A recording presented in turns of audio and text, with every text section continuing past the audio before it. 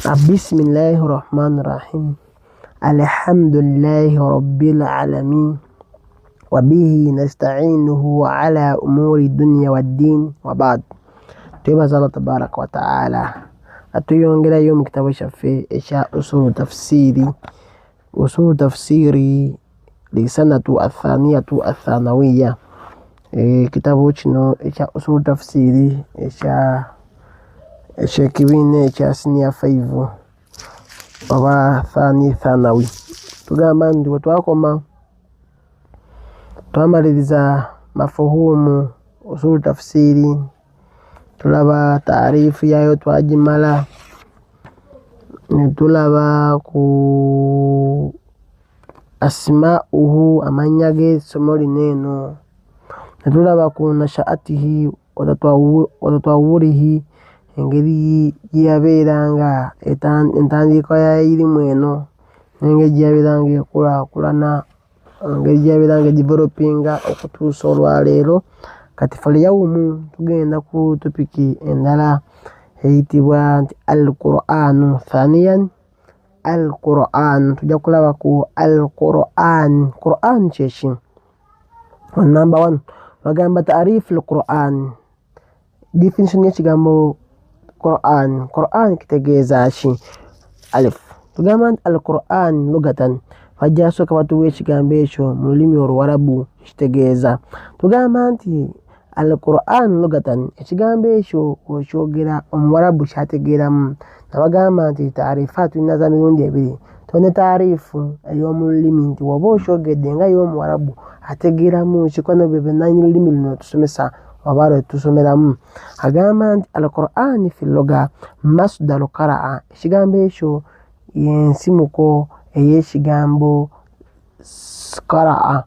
Qara'a ekitegeeza okusoma. Muno agamba nti qara'a yaqra'u qira'atan, nti asoma, yaqra'u y'alimu kusoma. Ono agamba nti tulina fi'lu al-maadi, fi'lu mudaari'u ne fi'lu amri. So ne masdaru geego nti osobola ogamba nti qira'atan oba wa qur'anan. Osobola ogamba nti qur'anan masdaru y'ekigambo qara'a. Qala ta'ala, Allah agamba mu Qur'an surati Qiyama yagamba inna alayna jam'ahu wa qur'anah fa idha qara'nahu fattabi' qur'anah. Allah agamba mu aya nti inna alayna jam'ahu wa qur'anah, nti mazima kiri gye tuli ogwo mulimu gwaffe ogw'okukungaanya Qur'an mu kifuba kyo tugikuteekemu, totewaana kutewaana, ogwo mulimu gutulekere. Yagamba nabbi waffe Muhammad nti mazima mulimu gwaffe ogw'okubeera nga tukungaanya Qur'an, tugikungaanye mu kifuba kyo. N'agamba nti fa idha qara'nahu fattabi' qur'ana, we babeera bagikusomedde Qur'an, so nti malaika yaffe ngezze, malaika Jibril waba azze nga agikusomera, fattabi' qur'ana gwe beera ngoberere, si kwogera naawe nti asomewo naawe osoma. Gwe ky'obeera ng'owuliriza ng'ogigoberera bugoberezi. Sobola mu kusoma ya Qur'an nti omusomesa asomeramuuko oli n'agoberera n'addamu n'asoma. Fattabi' yo Qur'an kola itiba, tugezaako okubeera nga tugobera tufolowinga oli aba akusomesa. So agamba ano Allah mu Qur'an nti fattabi' qur'ana, beera ng'ogoberera olusoma lw'oyo lwakusomeramu Qur'an waba akusomesa. So olusoma olwo mwe ekigambo Qur'an, ekitabo kinene kitwogerako. Agamba nti ayyi fattabi' qira'atahu, agamba nti bategeeza nga olwayo nti goberera olusoma lwayo oli waba asoma nga naawe ogoberera qira'a eyo gy'aba akoze ki, gy'aba asomye. Taqulu, tugamba nti qara'tul kitaabu. Taqulu osobola okwogera oba ogamba nti qara'tul kitaaba qira'atan, nti nsomye ekitabo olusoma. So wano agamba nti wa qur'anan, oba nsomye ekitabo qur'anan olusoma, bimaana wahidin, nti ogisomye olusoma lumu. Ogamba nti baba nsomye ekitabo olusoma, so nti osomye ekitabo ekyo olusoma lutya? Wahidin. So ogamba nti qara'tul kitaaba qira'atan oba qara'tul kitaaba qur'anan, nsomye ekitabo olusoma. So nti ye masdaru y'ekigambo qara'a. Tunyongerayo mu maaso agamba wano nti bimaana wahidin ekimaze okiraba agamba nti wasumiya kitabillahu taala qur'anan nti ekitabo kya Allah kyayitibwa qur'anan nti ekisomwa liannahu yukra'u bikathrati fi salati wa ghayriha nti olw'okuba nti kisomwa nnyo mu sola n'awatali mu sola. Buli omu osanga negwa ku mukolo nti bagulewo ne Qur'ani, nebwosanga oli ng'anyiiza ati nja kusomerayo Qur'ani n'asomawo Qur'ani, nebwosanga oli ng'embeera etabuse n'asomawo Qur'ani. So Qur'ani nti esomebwa nnyo mu sola ne mu budde obw'enjawulo ne mu biseera ebirala nga si sola nga after sola osanga oli nga ne baba asomesa mawidha awaayo aya, ne baba osoma kutuba mu ntandikwa oteekamu aya. So Qur'ani nti esomebwa nnyo mu sola n'omutali mu sola. Nebwosanga oli ng'atambula asanga asoma Qur'ani, nebwosanga oli ali mmotoka avuga ayisaamu ayati ze. Tugamba wano nti wahuwa min baabu itlaaqi almasdaru ala maf'ulihi era nga awo kyekyo ekiri ku generally amakulu gaakyo min baabu itlaaqu ng'okikolesezza generally tugamba nti amakulu gaakyo kiba mugamba masdaru yago wa maf'uluhu era n'omukozi w'ekintu ekyo. Tugamba wano nti twategeezaamu nti anna al-Qur'an yuraadu bihi al-kitaabu al-maqru'u, kitegeeza nti ekitabo kino Qur'an kitegeezaamu bagendereramu okubeera nti al-kitaabu al-maqru'u ekitabo ekisomwa bagamba nti al-Qur'ani ekitabo ekisomwa. So esobola okubeera nga kikozesebwa nga itlaaq masdaru g'ekigambo qara'a era kisobola okukozesebwa nga maf'uluhu oba ekintu ekikoleddwa maf'uluhu ekikoleddwako ekikolwa nti ekisomwa. Ekitabo kyennyini kisobola okugamba nti Qur'an era kisobola okukozesebwa nga ekintu ekikolebwa buli kadde nti omulimu ogukolebwa ogwo bayita ekintu ekikolebwako omulimu ogwo maf'ulu bihi oba maf'uluhu. Tugamba nti al-Qur'ani bimaana al-kitaabu maqru'u ekitabo ekisomwa al-maqru'u ekisomwa ekitabo nti nga kisomwa nnyo bayita al-Qur'an. Waqiila era kigambibwa nti inna Qur'ana fi lugha mushtaqqu min qar'i. Abamu bagamba kigambibwa nti ekigambo ekyo Qur'an mu lulimi Oluwarabu mushtaqqun min qar'i kijjibwa mu kigambo ekiyitibwa qar'i. Qar'i kitegeeza ekintu ekikungaanya oba okukungaanya bimaana aljamu kiri wano era bimaana aljamu ekitegeezaamu okukungaanya nti anna al-Qur'ana olw'okuba nti Qur'ani eno kitaabun jamaa thamaratul ulum kulliha nti olw'okuba Qur'ani eno kitabo ekikungaanya ebibala ebya buli lirimu yonna. Osanga kawaidi nahawu omusanga mu Qur'ani, oyagala fikihi omusanga mu Qur'ani, buli lirimu yonna ulumu ez'enjawulo zonna, oyagala bya busawo tibbi biri mu Qur'ani, oyagala bya aqida osanga mu Qur'ani. Buli kimu nga buli lirimu shamilun ala kulli ulumu nti ekitabo kino Qur'ani kyo kyakungaanya kibuna irimu zonna ezisigadde.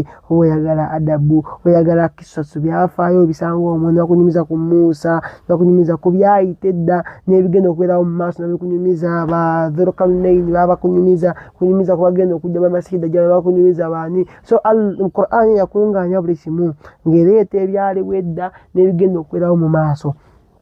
Qur'ani erimu ebyafaayo, oyagala history obisanga mu Qur'ani, oyagala kawaidi nahawu oyagala Qur'ani grammar oyagala nahawu ogasanga mu Qur'ani, oyagala fikihi kuswala biki obisanga mu Qur'ani, oyagala aqida kwawula Allah tawhid obisanga mu Qur'ani. So nti Qur'ani eyitibwa Qur'ani olw'okuba nti kitabo ekikungaanya thamaratu al-ulum kulliha nti kikungaanya ebibala ebya irimu zonna ezisigadde generally. Waqiila era kigambibwa nti inna hadha al-ismu murtahalu nti era bagamba nti mazima erinnya eryo liri murtahalu ay mawdu'u tilyateekebwawo min awal amri alama ala al-kalamu mu'jizu al-munazzalu min indillahi tabaraka wa ta'ala. Agamba nti abamu bagamba nti erinnya eryo likolesebwa murtajal nti ayyi bategeezaamu nti erinnya lyateekebwawo mawdu'u nga liteekebwawo min awwal amri okusinziira ku nsonga eyasookera ddala alaman ekyasookera ddala okubeera nga kimanyikibwa alal kalaamu mu'jiz ku bigambo ebyaki ebigambo mu'jiz sobola okukozesa nti ebintu ebitali bya bulijjo unbelievable ebintu ebiri mustahiru n'ebigambo nga tebikkirizika si bya bulijjo bya magero bigambo nga bya magero si bya bulijjo si bya bulijjo nti bisobola okubeera nga bireetebwa oba buli omu asobola okubeera nga abyogera almunazzalu min indillah ebyasibwa nga biva eri Allah tabaraka wa ta'ala nga biva eri Allahu tabaraka wa ta'ala kyebagamba nti oluusi bagiyita Qur'an nti olw'okuba nti yo ejjuddemu bintu bya magero kiga erinnya nti yaliteekawo tekisi erinnya eryo nti olw'okuba nti kyo kikozesebwa multajarun nti ekintu ekikozesebwa ku bintu ekyateekebwawo naye nga ebijjuddemu byonna biki tebisoboka era Allah atuwa challenges nyingi mu Qur'an tujja kuziraba atugamba nti kale munawe muveeyo ne aya ddemu nga twekungaanyiza tukole wadde aya emu naye nga tetusobola dde okuvaayo dde n'ekigambo ekimu so Allah tabaraka wa ta'ala bw'atyo bwe yabeera ng'aleeta Qur'an yo nga challenge eri ffe abantu then baa'u tugamba nti wasilahan ekigambo ekyo Qur'an wasilahan ng'ozze mu mana tafsiiri abamanyi Qur'an abashariya y'obusiraamu mu busiraamu ekigambo Qur'an tugamba nti huwa kalaamu Allah ta'ala al-mu'jizun al-munazzalu ala Muhammadin sallallahu alayhi wa sallama al-manqulu ilayna bitawatiri al-muta'abbad bitilawatihi al-mabdu'u bisurati al-fatiha al-mabdu'u bisurati al-fatiha al-makhtuma bisurati an-nas tugamba nti amakubuuza nti Qur'an kiki islahan tugamba nti huwa kalaamu Allah ta'ala al-mu'jiz nti byebigambo bya Allah tabaraka wa ta'ala al-mu'jiz ebyamagero ebitali bya bulijjo al-munazzalu ala Muhammadin sallallahu alayhi wa sallam ebyo ebyasibwa ku nabbi waffe Muhammadin Allah asekuye okusaasira ebyengera n'emirembe tugamba wano nti al-manqulu ilayna bitawatiri ebyatutuusibwako ebyanakkalibwa ne bijjibwa kuba ne bituukako ffeeno bitawatiri nga byonna mu bungi bw'abantu ng'ate bikwatagana temulimu yadde enjawukana bitawatiri tawatiri ekintu kyabeera nga kyalipootingibwa abantu bangi si muntu omu nti yeka Abubakar wa Umar wabula sahaba buli omu ng'asoma ensoma y'emu kati ffenna twagifuna bitawatiri omulembe ogwavaawo oguliwo kyobola bantu osanga Qur'an nga wano Uganda emusoma al-Fatiha ne wowe ogenze mu Baswahili basoma al-Fatiha nga bogisoma wano mu Buganda ne bw'ogenda mu nsi nga China osanga al-Fatiha nga yeyaffe wano eno ne bw'ogenda mu nsi endala katugeze Indonesia ogenze mu America ogenze mu Germany al-Fatiha yoyo nti bintu ebyo byatuleetebwa byatuwako bitawatiri nga tebirimu njawukana bwonna ate nga mu bungi ogenda mu kyalo eyo awasemba ne basoma al-Fatiha gye musoma ne Kampala mu tawuni n'osanga n'ogenda e Dubai ne basoma al-Fatiha yemu ne wano so nti bikwatagana byonna mu bungi tebasobola kwenda nga abantu bonna beegatta ku kintu nga kya bulimba tebasobola kwegatta ow'Indonesia n'asoma ow'Echina n'asoma owe Saudi n'asoma owe Misiri n'asoma n'afaana owe Uganda n'asoma nga bikwatagana nga bya bulimba tebisoboka tubagamba nti al-manqulu ilayna bitawatiri then al-muta'abbadu bitilawatihi eyo Qur'ani ebigambo ebyo twogerako al-muta'abbadu bisinzibwa nabyo eringa ibaada bitilawatihi omuntu agisoma aba ali mu ibaada era afutamu empeera olaba nti musala tusinza Allah nga tusoma Qur'ani eyo ebeera muta'abbadu teringa hadithi nti onasobola ogenda ku ruku n'osomawo hadithi nti al-mu'minu akhul oba al-mu'minu oba katugeze nti al-muslimu akhul muslimu njotuke ku ruku osomewo hadithi eyo nedda yo teri muta'abbadu tesinzibwa teyokozesebwa mu ibaada nti gisinza nayo wabula Qur'ani yo esomebwa nga al-Fatiha noteekako n'ensura endala bwe bityo tujja kubeera nga tubiraba inshallah tabaraka wa ta'ala nagamba waneno mu maaso nti al-mabdu'u bisurati al-Fatiha nti etandikira ddala etandika ne surati al-Fatiha so nti sura esooka ebada Qur'ani entandikirwa surati al-Fatiha al-makhtumu bi surati an-Nas ebyo ebikomenkerezebwa ne suratu an-Nas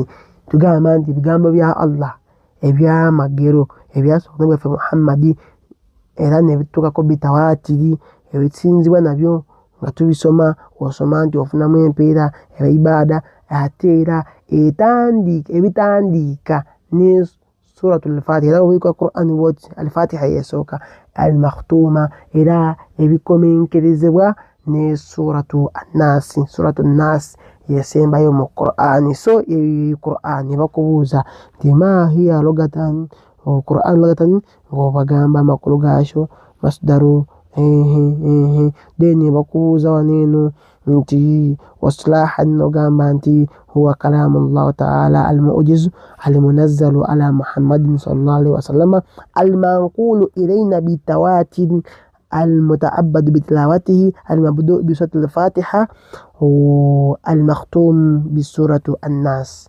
So tujja kubeera nga tukomaawo olwaleero topic edda kujja kulaba ku asma'ul Qur'an tujja kulaba amannya ga Qur'ani insha Allah n'obujulizi obulaga ku mannya ago kuba tujja kulaba ayati nyingi mu Qur'ani nga zireeta amannya ago nga Qur'ani Allah wamu agiyita bw'ati wa barakallahu fiikum.